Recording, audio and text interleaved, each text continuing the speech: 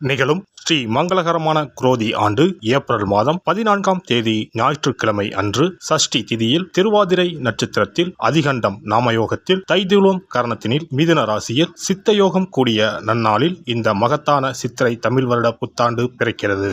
சித்திரை மாத கிரக நிலைகளை பார்க்கும்போது மேச ராசியில் குருவுடன் சூரிய பகவான் உள்ளார். கன்னி ராசியில் கேது பகவானும், மீன ராசியில் புதன், சுக்கிரன், ராகு பகவான் உள்ளனர். கும்பராசியில் சனி பகவானும் செவ்வாய் பகவானும் உள்ளனர். இந்த ஆண்டு சித்திரை மாதத்திலேயே குரு பகவான் 12 ஆண்டுகளுக்கு பிறகு ரிஷபராசிக்கு இடப்பெயர்ச்சி ஆகிறார். 30 ஆண்டுகளுக்கு பிறகு சனி பகவான் மீனராசி சென்று ராகுவுடன் இணைய போகிறார். பிறக்க போகும் குரோதி தமிழ் புத்தாண்டில் 2 கிரக உச்சத்தையும் ஒரு நீசபங்க ராஜயோக கிரகத்தையும் தன்னுடைய கோச்சாரமாக கொண்டுள்ளது. சூரியன் குரு இணைவு மிகுந்த நன்மை தரும். ஆனால் ராகு, உச்ச சுக்கிரன், புதன் சேர்க்கை கொஞ்சம் திகிலாக உள்ளது. அதேபோல் சனி செவ்வாய் சேர்க்கையும் நன்மை தருவதாக இல்லை. எனவே இந்த வருடம் நன்மை எவ்வளவு அதிகம் உள்ளதோ அதே அளவு கெடுதலும் உள்ளது. எனவே அவரவர் குடும்ப பெண்களையும், இளைஞர்களையும், குழந்தைகளையும் நீங்கள்தான் பத்திரமாக பார்த்துக் கொள்ள வேண்டும். இதில் ஒன்றை சொல்லியே ஆக வேண்டும். நினைப்பதை நல்ல செயலாக நினையுங்கள். ஏனெனில் கொஞ்சம் கோக்குமாக்கு யோசனை எட்டி பார்க்கும். வேறென்ன, ஒரு துணையை செட்டப் பண்ணலாமா என்று ரொம்ப நாளாக மனதில் ஓடிக்கொண்டே இருக்கும்.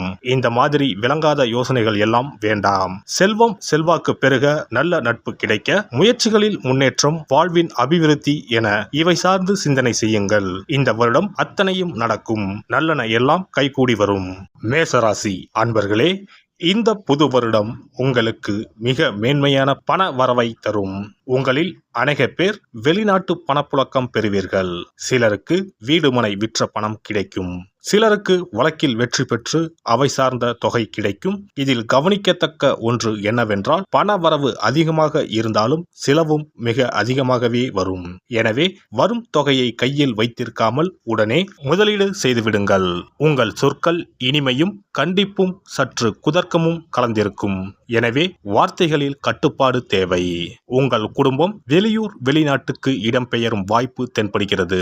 நிறைய நிரந்தர வைப்பு தொகை முதலீடு உண்டு. பிறரிடம் பேசும்போது சண்டையிடும் தோணியில் பேசுவதை தவிருங்கள். உங்கள் சகோதரனால் நிறைய வேண்டாத செலவுகள் உண்டாகும். யாரிடமாவது சண்டையிட்டு வீண் தண்டம் அளவேண்டியிருக்கும்.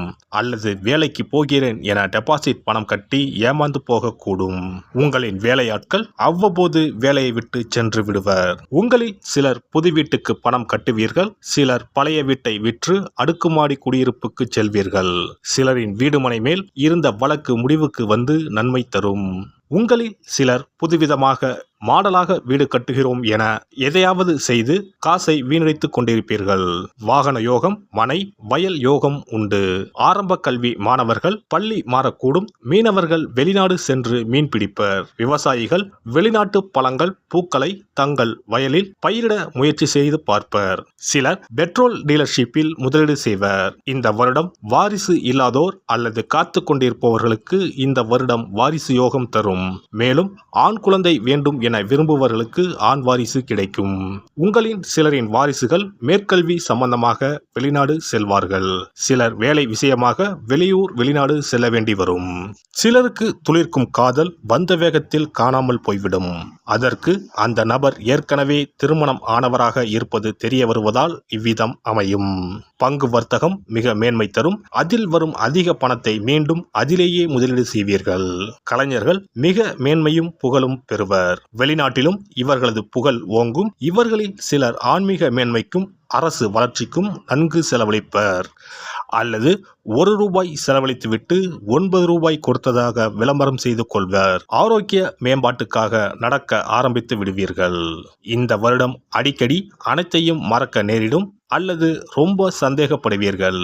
சிலருக்கு பாதத்தில் நரம்பு சுருட்டி கொள்ளும். சிலர் நடப்பதற்கு சற்று சிரமம் இருப்பதாக உணர்வீர்கள். கழுத்தில் நீர் கோர்த்து வீங்கியது போல் இருக்கும். அடிக்கடி வாயு பிரியும் அவஸ்தை ஏற்படும். இந்த வருடம் வேலை தேடுவோர் ஒரு சிலருக்கு அரசு பணி கிடைக்கும். அதிலும் ஆசிரியர் பணியில் அரசு பணி வாய்ப்பு உண்டு. வேறு சிலருக்கு ஒரு தடை தாமதத்துக்கு பிறகு வெளியூர் வெளிநாட்டு பணி கிடைக்கும்.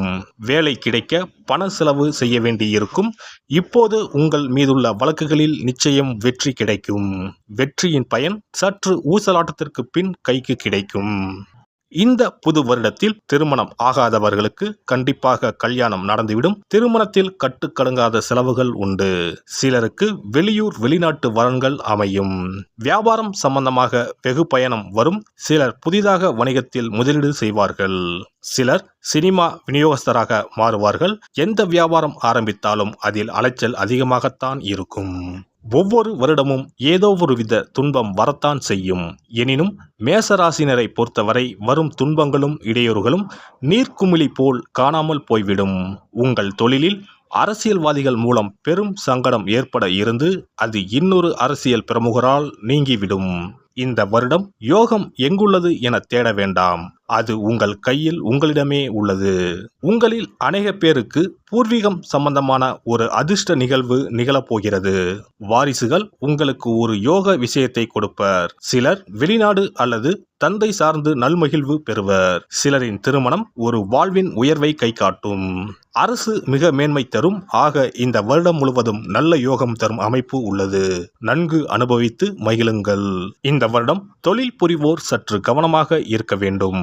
உங்கள் தொழிலின் மேன்மை செழிப்பை உணரும் சில அரசியல்வாதிகளும் சில பல ரவுடிகளும் எங்களுக்கும் பங்கு கொடுத்தால்தான் ஆட்சி என அடம் பிடிப்பர். இதனால் லாபத்தின் அளவு உங்களுக்கு குறைவாக கிடைக்கும் நிலை உருவாகும். எனவே இந்த வருடம் தொழில் நிலை சிறப்பை வெளியில் சொல்லாமல் இருப்பது நல்லது. இந்த வருடம் உங்கள் ராசிநாதனே லாபஸ்தானத்தில் நன்கு அமர்ந்துள்ளார். எனவே லாபத்திற்கு பஞ்சம் இல்லை. அது பாட்டுக்கு மடை திறந்த வெள்ளமாய் வரும். இதில் ஒரு விஷயம் என்னவென்றால் ஒரு லாபம் என்பது சும்மா ஒத்தையாக வராமல் ஒரு இம்சையை கூடவே கூட்டிக் கொண்டு வரும். மற்றும் நீங்கள் நினைக்கும் எண்ணங்கள் நன்கு நிறைவேறும். அதில் ஒரு கள்ளத்தனமும் கபடமும் நிறைந்திருக்கும். இந்த வருடம் மேசராசிக்காரர்கள் அரசியலில் பிரவேசம் செய்வார்கள். அரசியலில் அடிப்படை சூதும் வாதும் தானே. அது இவர்கள் கற்று தேர்ந்து விட்டுத்தான் அரசியலில் என்ட்ரி கொடுப்பர். இந்த வருடம் இந்த அரசியல் வழியாக நிறைய ரகசிய பயணம், வெளியே தெரியாத பரிவர்த்தனைகள், அண்டர் கிரவுண்ட் வேலை என படு சுறுசுறுப்பாக இருப்பார்கள். இந்த வருடம் சுப விரயம், மகிழ்ச்சியான செலவுகள் நிறைய இருக்கும். வெளிநாட்டு பயணம், திருட்டுத்தனமான செலவுகள், ஜாலியான டூர், முன்பு வாங்கிய கடனை அடைக்கும் செலவு, நிறைய முதலீடு என செலவும் பயணமும் இருந்து கொண்டே இருக்கும். ஆக மொத்தம் மேசராசியினருக்கு இந்த குரோதி புது வருடம் மிக நன்மைகள் தரப்போகிறது. உங்கள் உயர்வை பொறுக்க முடியாமல் சில பல இடையூறுகள் வரும்தான். ஆனால் அதனை சமாளித்து விடலாம். செலவும் நிறைய இருக்கும். கொஞ்சம் கவனமாக இருங்கள். ஒரு முறை சூரியனார் கோவில் சென்று வணங்கி வாருங்கள். வீரபத்திரரை விளக்கேற்றி வணங்குவது நல்லது. மருதமலை முருகரை வழிபட நன்மைகள் நடைபெறும். சனி செவ்வாய் சேர்க்கை இருப்பதால் பைரவருக்கு செவ்வாய்க்கிழமையில் செவ்வரளிப்பூ, சாம்பார் சாதம் இவற்றோடு மண் அகல் விளக்கில் இலுப்பை எண்ணெய் ஊற்றி 27 மிளகை மூட்டை கட்டி சிகப்பு நிற திரையில் விளக்கேற்றி வணங்கவும்.